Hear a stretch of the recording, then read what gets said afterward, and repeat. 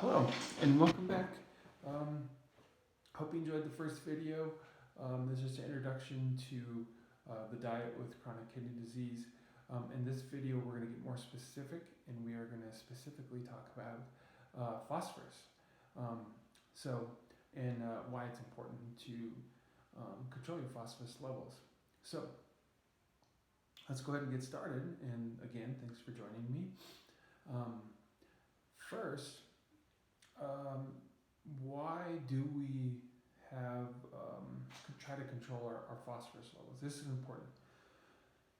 The reasoning why you'll hear from your nurse, your doctor, your dietitian on the reasons to control your or why is to keep you as healthy as possible. When you have high phosphorus levels, so let's take a step back. First off, when your kidneys when they normally function, they're filtering out some of those minerals, such as this phosphorus is what we're talking about. When they don't work properly, that phosphorus level can get built up in your blood. So what happens is when you have high amounts of phosphorus for a long period of time, so that's kind of the important thing. What can happen is it can start to leach, the phosphorus levels can leach calcium out of your body, and it can distribute into soft tissue. So think of your arteries where you can calcify.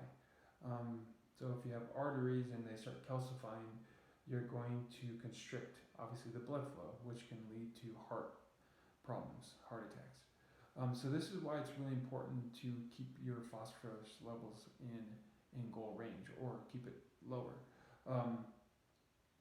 Also can make your bones brittle from the same process. And then there's other issues that can happen, such as calciphylaxis. So those are all things that we really don't want to happen, and that's why we work with you to keep you as healthy as possible. It's not that we're trying to be mean to anybody. We just want to keep you as healthy as possible. So that's a reason. Now, when you see your lab values, you look at the phosphorus and it's going to give you a range. So for our purposes, 3 to 5.5 is normal range for someone on dialysis or have chronic kidney disease. So that's important because if you were to look at maybe your primary care's lab values, they're going to be a little different than someone with chronic kidney disease. So keep that in mind. But those levels that I just shared with you, 3 to 5.5, have been shown to keep people as healthy as possible. So that's what we strive for.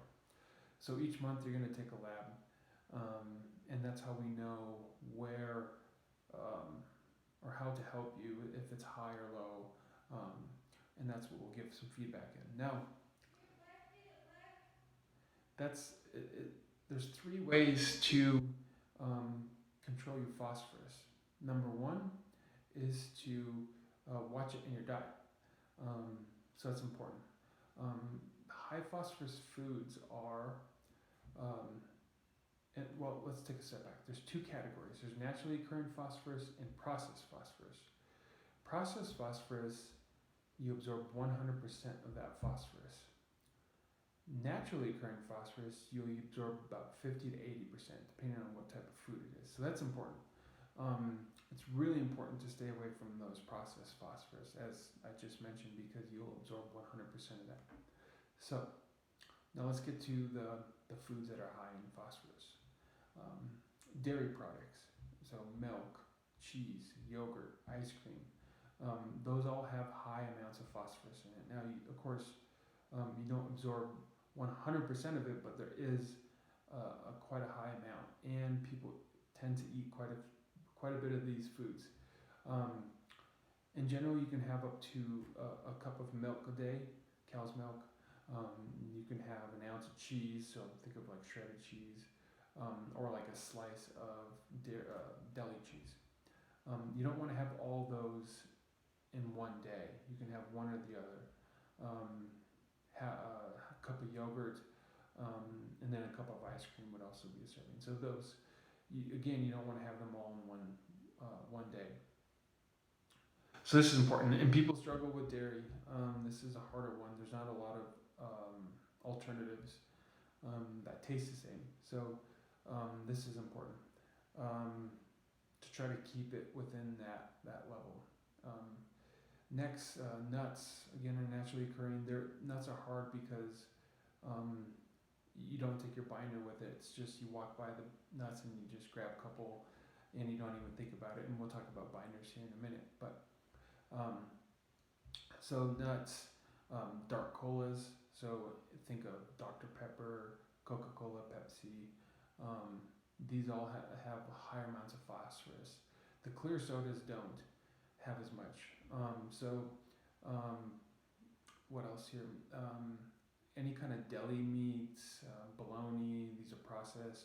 Spam, sausage, chorizo. All of these have higher amounts of phosphorus in it.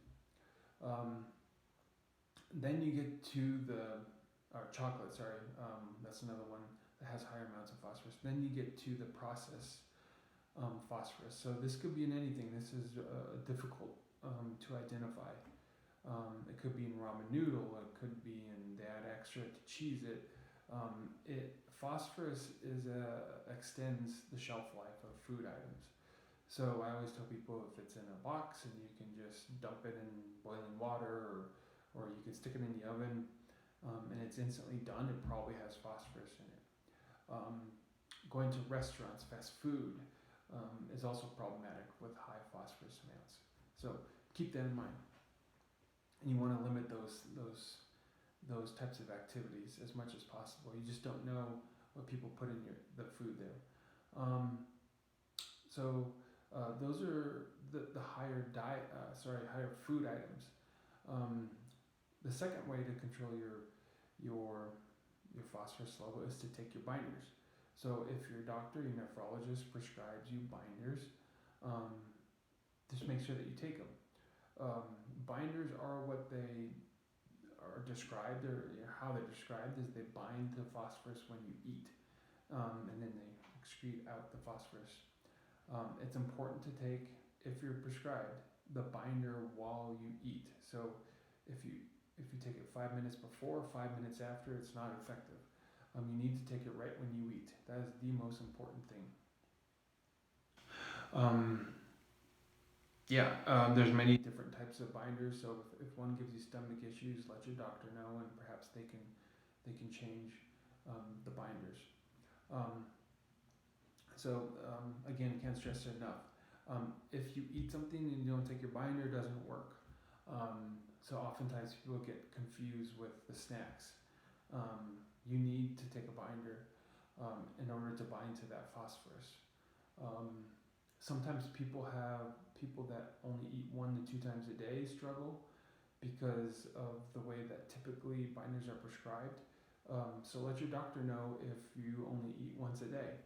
That's also important. That probably means you need a few more binders, a couple, I guess, or it depends on what you need. You might need a higher amount because you're eating a larger amount at one sitting. So that's important. And then third is, now these are for people on dialysis, but if you are on dialysis, just doing your treatment, that helps take phosphorus out of your body. As well. So, and it doesn't do what your kidneys used to do. The dialysis doesn't. So it doesn't take all the phosphorus out. That's why you need help in the diet and in the binder category medications. So those are the 3 ways to control your phosphorus levels and to stay as healthy as you possibly can. So once again, when you do these 3 things, people typically will have controlled phosphorus, which keeps you as healthy as possible. And again, if your phosphorus does pop up 1 month, that's okay. But what gets scary is when it's consistently high for multiple months, years, even some people. And so we want to keep that phosphorus level in control. And again, that helps you stay as healthy as possible. So that is phosphorus in a nutshell. Again, talk with your dietitian, your nurse, or your doctor, and to get pointed into the right direction. I hope this video helps get you started, and I look forward to seeing you in the next video. Thanks.